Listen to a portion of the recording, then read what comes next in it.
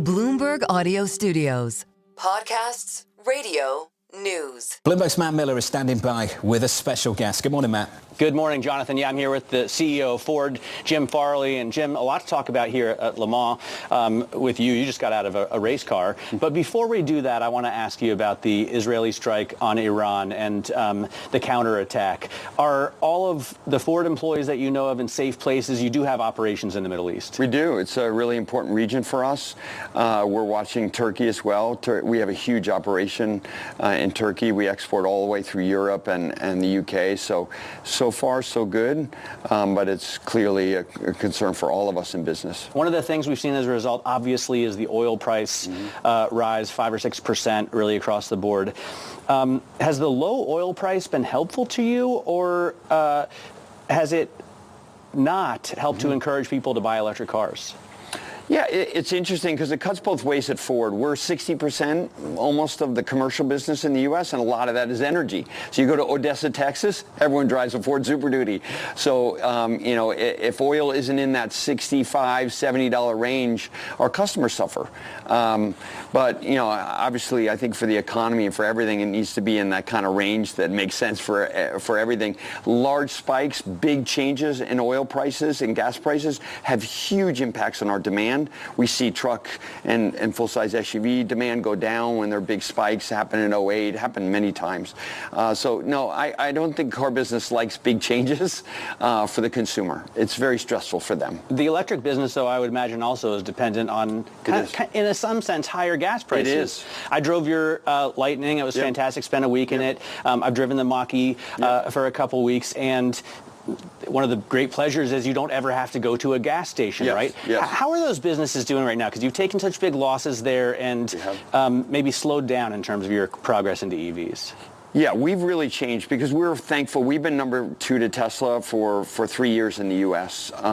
Because we spent our capital like 5-6 years ago, and all that product's been out for 4 years that you mentioned. So we've learned a ton.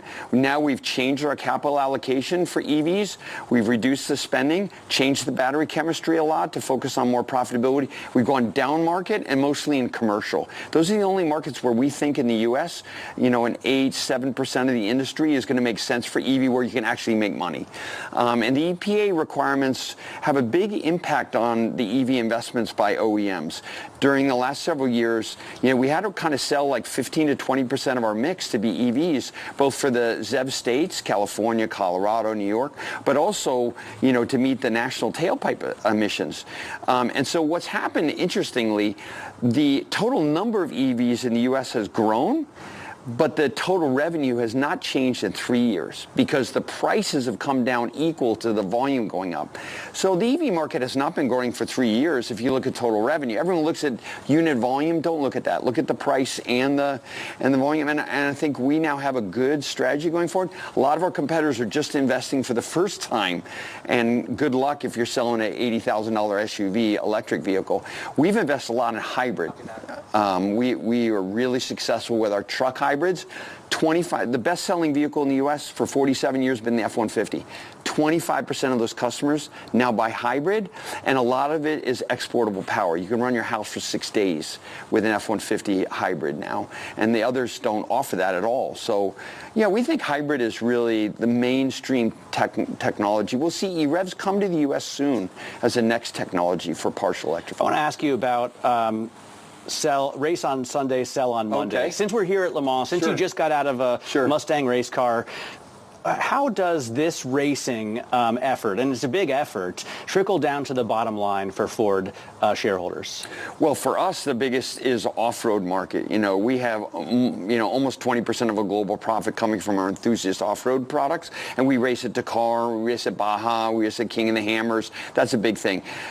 I don't think there's a better way to promote your brand. Look what Ford winning in '66 at Le Mans did for Ford Motor Company. It made us a global company. We're an American company, but that moment changed us completely.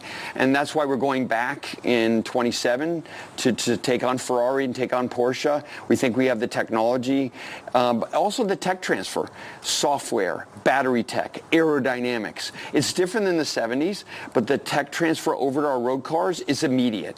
You'll see hundreds hundreds of Ford engineers here who will be working on Monday on our road cars. And it's really important tech transfer. But we do it, I think, as smart as we can. And maybe as a racer, I'm more sensitive about wasting money on racing. And we challenge ourselves to be really smart. I think we've done a great job with the off-road, the Raptors, the Tremors, all the Broncos. I think that's been, frankly, some of the smartest investment we had in racing. You say you're an American company. You've touted yourself as literally the most American car maker. 80% of the cars that you sell in America are made there. Donald Trump was out overnight saying maybe he's going to go after even higher auto tariffs. While you've said in the past that causes costs and chaos, does it also kind of help you because no one else makes as many cars as you do in America? Well, for Ford, this is a moment for us. We have employee pricing out there. We gained a couple points of share year over year. A lot of Americans are shopping Ford because now they're starting to think, hey, half the cars in the U.S. are imported, and if all the car companies were like Ford, there'd be 15 new factories in the U.S., 1 million new jobs. I think a lot of Americans are starting to pay attention to where these cars come from. And for us, yes, I think Donald Trump's policies, especially around the Asian countries where, they've supported with subsidies, direct or indirect, for their automobile industry, this is a great thing. We have to sort out this Mexico-Canada thing because we need to keep the vehicles affordable in the U.S. And there's actually a lot of parts we can't even make in the U.S., Matt, as you know. And so we have to kind of sort out what role does Mexico and Canada have in our North America market from a supply chain and manufacturing, keep the vehicles affordable. And that's something that we're talking to the administration. We found the administration to be very positive to work with. They want to help companies like Ford that did the right thing for Americans, but we have more work to do.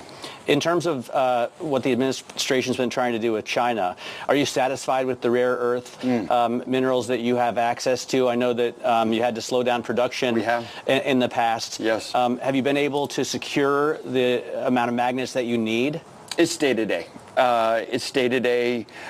These high-powered magnets, the raw materials for them only come from certain places in the world. They're all processed in China, and they go in your speakers in your auto system. They go in your motors for your wipers and your seats. They're all over our F-150, for example.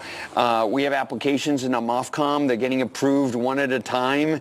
We're educating the administration. We're educating the Chinese leadership about how important these jobs in the Midwest are that are dependent. We have had to shut down factories.